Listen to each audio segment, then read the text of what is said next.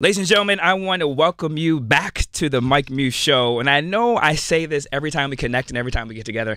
I always say how excited I am for my next guest to come up. But this time, I think I am the most excited that I have been in a very long time, because this lady who is sitting next to me is so special to me. She is pushing culture. She is advocating for things that she believes in her own way, in this very artistic, artful endeavor. As you guys know, I intersect politics and pop culture, and I get people to see policy through lifestyle. My muses normally, as you guys have heard me say all the time, are Billie Holiday and NWA. And I think now, over time, I have to throw in this fantastic lady, Miss Ava DuVernay. Oh, that's wonderful. Thank you. Ava, welcome to the Mike Muse Show. Thank you. I'm happy to be here with you. So, Ava, what you don't know is I reference you a lot. Okay. So that's how I talk about the muse aspect of it. Oh, wow. And so I'm always asked to give commentary on Hollywood and really give commentary on how do we advance issues, how do we advance causes, how do we push the culture, and particularly when it comes to how do we get more diversity inclusion into the space. And as you know, we're going through a movement right now in Hollywood. We're seeing more diversity and more inclusion. We're not where we need to be, but we're seeing it more. We really see television taking the lead when it comes to that with the showrunners. And I reference you when it comes to Queen Sugar, and I reference you in terms of what you do with the directors that you select, your intentionalities of the female directors, giving them the opportunities to actually do work and to have work on their reel and on their bio, so they can then transfer that to other opportunities. So therefore, it dispels that misnomer that they don't have the experience into the background. And so I love your intentionality. I love what you do for that. And I just wanted to say thank you to that. Thank you, brother. I appreciate it. Yeah, wonderful, wonderful. I love the ideas that you kind of put into a stew on the show. Yeah, because all of those things intersect. Yeah, they really do. And it's so important in terms of intentionality, right? And that's why I'm a big fan of directors and decision points that you do. So what was it about the decision point, and we're going to get to Wrinkle in time, but what was the decision points that you thought of intentionality to select female directors for your episodes for the shows like Queen Sugar? You know, it really didn't start as a thing, like an idea, like I'm going to have all women directors. It started from a real place of artistry. I need directors in here who share my point of view about the world, that, you know, understand nuance and emotional storytelling, and who are great with actors. And everyone that came to mind was a woman director. I think that happened because I was exposed to women directors, and I know that there's a very high quality of storytelling there. And so once I saw that most of the directors that I was interested in were women, I thought we just need to go ahead and make this a rule and really make a statement about it. But I think, you know, it's really exposure to folks who traditionally haven't been in these spaces, folks who have been absent from these spaces. Because I had been exposed to their great talent, I was able to bring them into the space of Queen Sugar, and together, you know, now over 16 women directors over 3 seasons are now all real working directors in the industry. That's a lot when you look at the statistics about how few of us are directing. 16 from one show is massive, so we're proud of it. As you should be. And I love how you use the word exposure. And so you're just saying how you were exposed to female directors all the time. So for you, it was a natural thought process. But it just shows a power of exposure. That's because an individual like me who isn't used to it, I saw this as this fantastic moment of intentionality, right, of decision points where you did it. And I actually love just the talk back after the show was over, where I see the women engaging. And so what it's done is, over the 3 seasons, over 16 directors, it's changed my mind frame, right? And see, why can't a woman do it, right? Or naturally a woman can do it. That's right. For me, I've always used the word of exposure as the key. So now let's switch to technology, right? And really with Wrinkle in Time, because my background, Ava, is I'm actually an industrial engineer by degree. I did nuclear chemical research for about 4 years. And so I've always been into science, technology, engineering, math, which is STEM. And I've always had this position that we haven't really made STEM palatable, right? We haven't seen STEM multifaceted. We've always seen STEM from this, either you're a doctor, or maybe for engineer, you fix roads or bridges, right, or in construction. But we've never seen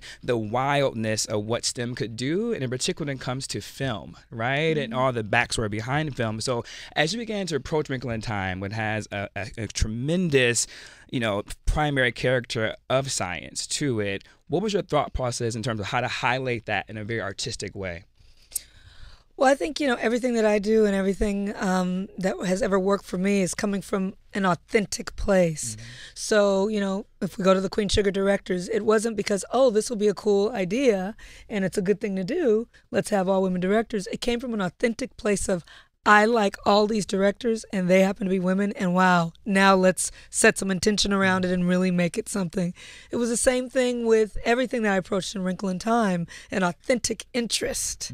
I'm authentically interested in what is up there when you look out beyond the stars. We know that there's evidence of energy, and it's moving, and we can close our eyes and be blind to the planets and worlds around us, or you can tap into that. And for me, that authentic interest has informed my spirituality. It's informed my artistic practice, is informed just my humanity, to know that I'm just a small little speck on this little planet, one of thousands and thousands of other planets that we know. And so I brought that into the film because, in this film, the father's hopping planets and the little girl's hopping planets looking for him. And so to really take that idea of saying, okay, now you take it practically. How would one hop planets? And you get into the science of it and the astrophysics of it and the theory, the quantum physics and quantum entanglement and all these things that we deal with. It was exciting for me as a girl who just always loved science, but was kind of discouraged from doing it, only because people around me weren't good at math and science. God bless them, but you something about staying in your comfort zone, something about getting out of boxes. So authentic interest leads to intention, leads to good art for me, and good art practice. And within STEM, it's a lot more science than the math. Of course, we know it goes hand in hand, but it's a lot. We delved into astrophysics, which is my area of authentic interest. Yeah.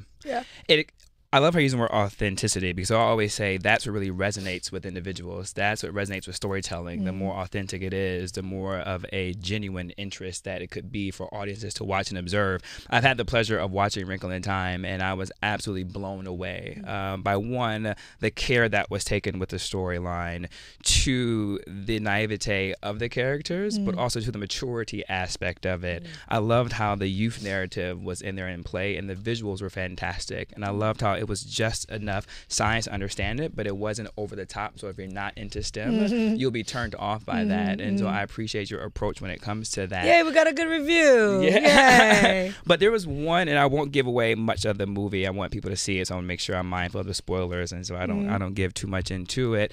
But when we look at girls in particular when it comes to STEM, right, in terms of confidence in the classroom, when we look at preparedness into the classroom, and getting girls to be able to stay in STEM, I should say more so stay interested in STEM from K through 12, then to elect a STEM major in college, comes with feeling comfortable in the classroom, comes from being like identifying what they could do and seeing themselves in it, but more so feeling like others value their opinion, right? And so that's always a misnomer, particularly when it comes to blacks and in terms of women and people second guessing your intellect, if you will. But there was a scene where the character who plays Storm, the lead, when she began to take Calvin, that's a character's name, and they have to make a decision in order to get to the next space. And so she begins to talk about velocity, right? And then she asks a question, do you trust me, right? And then he leads and he goes. She leads. She leads and he follows her. And he follows. It's a huge scene in the film. It's one of the top 3 reasons why I wanted to make the film. You have a little black girl saying to a Caucasian boy, do you trust me, in a moment of chaos? And he says without hesitation that he does. And she leads and he follows.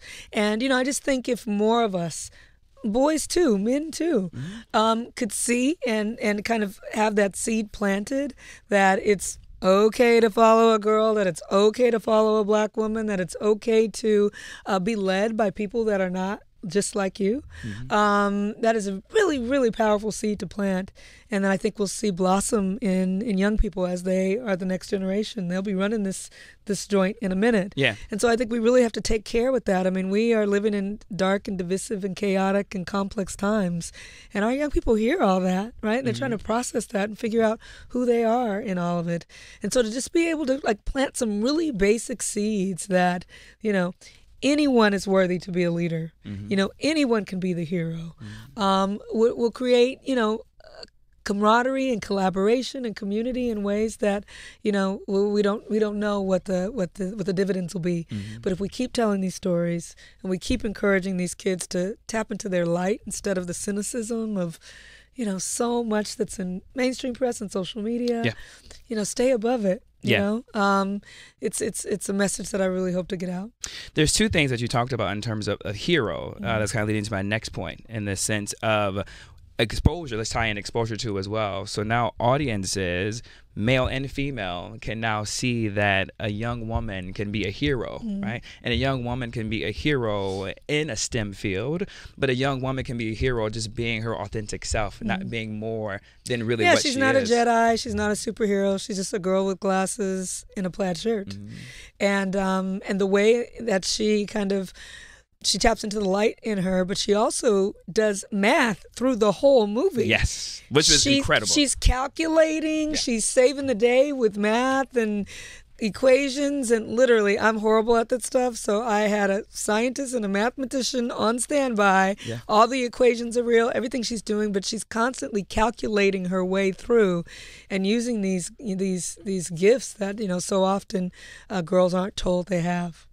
I was reading this study, Ava, from the Harvard Business Review, and they were talking about the biases. There's 5 biases they talk about in terms of women in STEM, right, and having to walk through that dynamic, if you will. And talked about the tightrope, right, and tightrope effect of having to maintain their feminism while adapting these masculine tendencies to navigate the workspace. And what I found most interesting was a quote actually from this astrophysicist, and she actually said that as an astrophysicist, she was told to damp down her ambitions to become as amenable as possible. She even went as far as to hide her awards, her prizes, and her media attention for others. What I enjoyed about this was that individuals who may feel like this, whether you are an older individual, could be an adult or a very young adult or someone who's aspiring to be in STEM, what STORM does is highlight that nature. You can be your authentic self and still be able to succeed in this very heroine kind of way. Absolutely. So cheers to you for that, for that aspect of that. Yes. Ava, also too with youth, we hear that all the time now, especially the light and dark really is a big aspect of the movie, right? Using light to overcome the dark, right? And overcome the dark forces of the central feature of the character or the mindset of it, right? And kind of this thing. As we see how the youth in this storm and in the movie, how old is she in the movie? She's 13. She's 13. What I found interesting, and in real life. And in real life. What I found interesting about that though is what we don't recognize is how much youth have led the way in our social movements, right? We see what's happening right now in Parkland, Florida, with the gun debate that's happening and how youth are really leading that movement. We see even something you're very familiar with in terms of Selma. We look at Dr. Martin Luther King, and when he was in Selma, he was 36 years old. When he did I Have a Dream, he was 34 years old. We're looking at what you're doing right now with the project, the Central Park 5, looking at those teenagers, right? And also too, what comes in negative effects and the connotations of, prison reform and criminal justice reform or prison industrialized complex. It seems like a pattern for you has been youth, youth movements. Is that something you've done with intentionality, or is that just something you have naturally gravitated towards to kind of have central characters in youthful moments? No, I gravitate towards characters that talk about social change and hope, and we know that young people are the drivers of that. So whether the things that we touch on 13th, or talking about SNCC and the Freedom Riders in Selma, making sure that youth component is there. Very young, 19, 20-year-old Freedom Riders, Student Nonviolent Coordinating Committee, standing side by side with Dr. King and his organization. The young people that inhabit Queen Sugar, they're young characters, teenage characters, and then a 5-year-old, and seeing life through his eyes where he is within this African American family. But I think out of all the work, Wrinkle in Time is the one that's a film made for young people. I think in all of that other work, it's young people incorporated into a narrative that's more of an adult construct. But this one was actually crafted with young people in mind, and for people who are young at heart, if you still have a kid in you. But it really is shaped and designed to give some of these really, really beautiful messages to kids at the formative ages. It's kind of 8 to 13, 14, when you're planting seeds in very fertile ground. And so yeah, I'm excited about that. Yeah, there's even a part in Wrinkle in Time that I really gravitated toward, and I really began to talk about the power of the youth, and the youth shall lead the way. I'm not going to give it away, but Storm actually makes a decision that goes against her parent, right? Yeah. And she pushes through in spite of. Yes. And I think that's such an empowering message in terms of our youth to push through in spite of. And I don't think that, they're never too young to really understand that concept. Sure. How was that, though, coming from places and spaces where your narratives have normally been more adult focused and centered? Was it a challenge in terms of how to reframe yourself to terms of the POV of someone between 18 and 14? Yeah, it's a great question. I mean, I'd been really steeped before this film. I was making 13th. And, looking through thousands of hours of violent racist footage to try to craft something that would really get across 100 years of oppression. And so just be able to go design flowers and pretty creatures and to tap into a story about light, conquering darkness, really did require a change of perspective for me, and a lifting of the spirit in terms of the kinds of things that I was concentrating on in any given day. When you're making a film, you're completely immersed in the tone and the tenor of that film, the texture of that film. So when I'm making 13th, it's very different than Queen Sugar, it's very different than Selma, and all of those are very different than Wrinkle in Time. So I had to kind of tap into the childlike mind, and remember the things that I love and watched films that I used to love back then, Neverending Story and Wizard of Oz and, Escape to Witch Mountain and all those. I wanted to have a blonde twin and have telepathy and talk in my head to my twin. All those cool things. I wanted to fly. Neverending Story, the boy flies on a big old dog. I love that movie. Me too. It's like escapism. It is. This it versions is. of fantasy It really and is. what is possible. But Mindy Kaling said something really interesting to me. She said, I used to love those films too, but they never loved me back. Wow. Because I never saw, a chubby Indian girl with glasses in them. You know what I mean? I never saw anyone who was even brown or even a girl. Wow. So these images are nourishing, and they really make a difference. And I'm just really fortunate that Disney agreed with that and invited me into this. Yeah. Off air, we were talking about the power of individuals with influence vis-a-vis your celebrity, vis-a-vis individuals who have impact on the community that they service, right? And responsibility that kind of comes with that. I'm curious in terms of, because when this storyline was originally written, it wasn't for the faces that we see right now.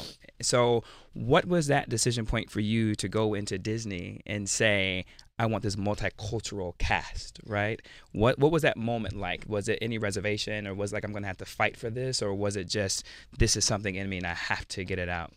Well, it was really, really wonderful. I didn't go to Disney. Disney came to me, which is a big statement in Hollywood, that they actually invited me into the studio and said they were interested in me taking a look at this material and asked me what would I do with it. And so I read it and immediately fell in love with it and said I would do A, B, and C. I'd make this girl a girl of color. I'd make all the misses, different shapes and colors and cultures of women, and ages as well. And I would just try to inhabit the world in a way where everyone was able to see themselves in the movie, more than just one kind of person could really feel like they were a part of it. And Disney said, great, we like that. Let's do it. And that was really, it's about, being with like-minded people, that it's not a fight or a struggle. Nothing was a fight or a struggle there. They were on board with it. I think maybe because of their parks around the world, they really understand variance and, the different varieties and kinds of people really make up the best audiences. And they're really experiencing that now with Black Panther. Yeah. And with Wonder Woman and with Hamilton and with all of these, television shows, with Insecure and with, Blackish and, Fresh Off the Boat and, Mindy Kaling's show, just to be able to see different kinds of people living life. And I really love this piece because it's not just, so often, we're looking at material as artists and especially around Black folk and people of color, and it's often about trauma and your challenges. And, this is just joy and magic and happiness. And we have that too. We do. And so we should be able to see that on the big screen and enjoy. And there's not a gun in the movie. Yeah. You know what I mean? There's no fight with the fist. Yeah. It's all about the light and the darkness inside of each of us and how to balance that to be our best selves. Ladies and gentlemen, I think there you see why I am such a fan of Ava DuVernay and her work and her spirit and her energy. For you to be able to put all that into one movie and for it to be seamless and authentic, entertaining and engaging, and offers escapism, offers hope, and offers exposure for others to see this as becoming what is the norm. And so, ladies and gentlemen, please make sure you go see A Wrinkle in Time at your nearest movie theater. Ava DuVernay, thank you so much for your time. Thank Thank you for coming I in really today enjoyed our for conversation. the Mike Muse Show. Thank you you so much. Yeah. Thanks.